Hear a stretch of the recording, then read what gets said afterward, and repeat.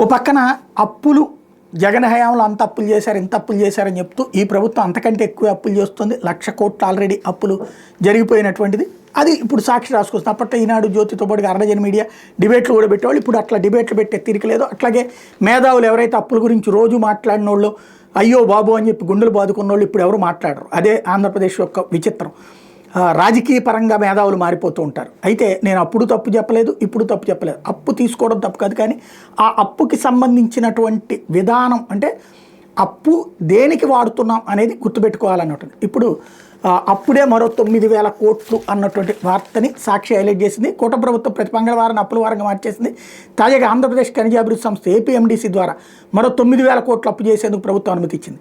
Private placement ప్రాతిపదిక డిబెంచర్లు లేదా బాండ్ల జారీతో 9,000 కోట్ల వరకు సమీకరించేందుకు ఏపీఎండీసీకి అనుమతిస్తూ గనుల శాఖ కార్యదర్శి ప్రవీణ్ కుమార్ మంగళవారం ఉత్తర్వులు జారీ చేశారు. ఇప్పటికే ఏపీఎండీసీ ద్వారా 5,000 కోట్లు అప్పు చేసేందుకు గత ఏడాది డిసెంబర్లో ప్రభుత్వం అనుమతి ఇచ్చిన సంగతి తెలిసింది.